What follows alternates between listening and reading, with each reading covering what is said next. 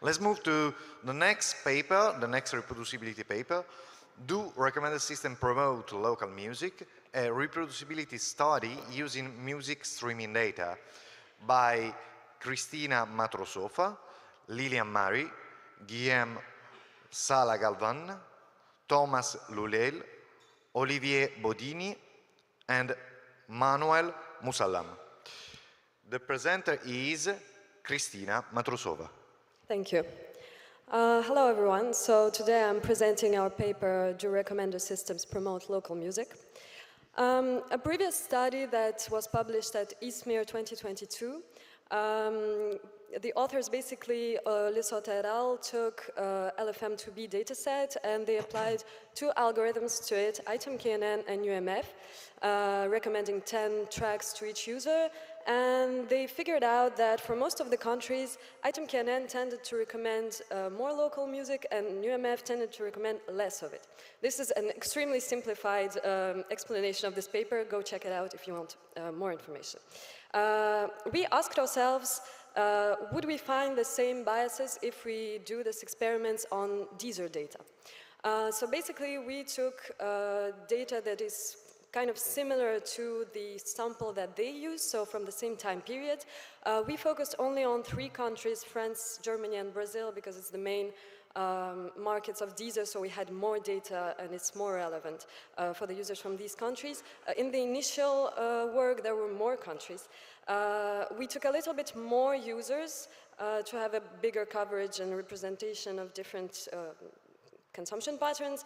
In the original data set, they scrapped the artist's country from MusicBrainz. And they only considered the streams where the country of the artist was known. We considered all streams, no matter if we know the country of the artist or not. If we consider only the labeled streams, we can already see that there is a huge difference between the two data sets. Basically on Deezer, there is a lot more local consumptions in all countries, and also the proportions are quite different. For example, in Germany, on the Last.fm dataset, Germany is the biggest local consumer, while on Deezer, it's the country that consumes the least local music.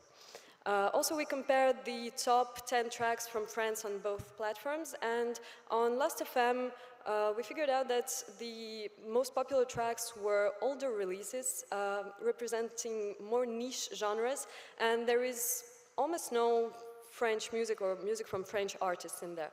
While on Deezer, it's basically recent releases from the year that we considered or the year before, with more mainstream genres like pop or hip-hop and things like this. And there is a lot of French music actually in there.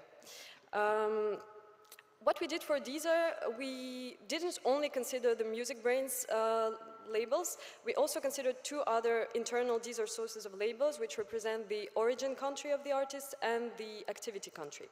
And what we can see is, depending on the label source and the country, the coverage of the artist's country is very different. So first of all, up to 64% of the streams are missing country labels, which is kind of problematic if you want to measure the bias on it. Also, the proportions of local streams vary up to 12% depending on the label source for the same country. And depending on if we consider the label streams or all the streams altogether, the proportions of local music consumption also varies strongly. Last but not least, there are different types of consumptions on the platform. So some users listen to only local music, some users listen to none of it, some users are somewhere in between. What we can see in the first column is the Last.fm data. And basically there are almost no users that listen to only local music, which is kind of problematic. On Deezer, depending on the label source, the proportions of these different types of consumptions are a little bit different, but we can see that there are all types of users on the platform, which seems a little bit more realistic. So already, if we consider just the datasets, we can see that there is a lot of bias in the Last.fm dataset, maybe in the Deezer dataset too. How do we measure bias on this kind of data? So let's go back to the Last.fm dataset first. Basically, the authors from the initial study considered doing the recommendation on all countries altogether. We thought that this might introduce some unwanted biases because probably the music that the people from different countries have in common is not their local music. So we tried to reproduce the same experiment but running it on users from different countries separately, and we can see that the pattern that they found in the initial study is kind of not there anymore. So we don't see that ItemKNN recommends always more local and UMF always less local music. Also in the original study they always recommended 10 tracks to all the users, so we decided to vary this value to see what happens if we recommend more.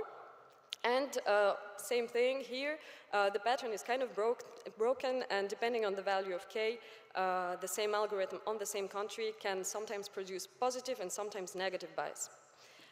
Similar thing happens with Deezer data.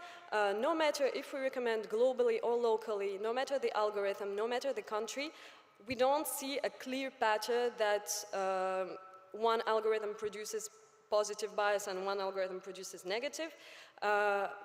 Maybe a little thing that was consistent across all the experiments is that for Brazil the bias was usually positive, and Brazil on Deezer was the biggest local consumer, so maybe it's linked, but we are not sure.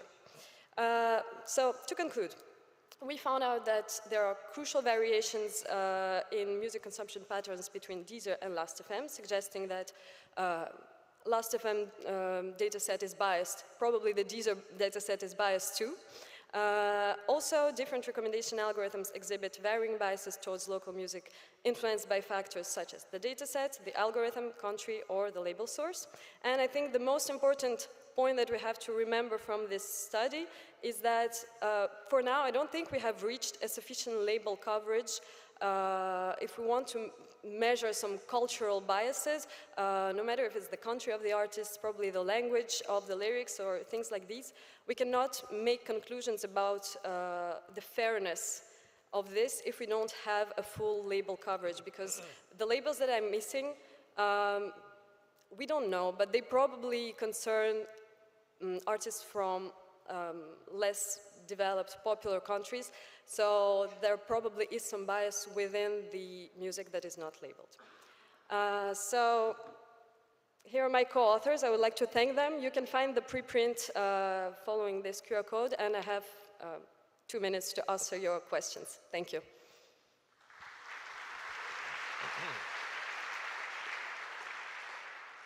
Thank you, Christina.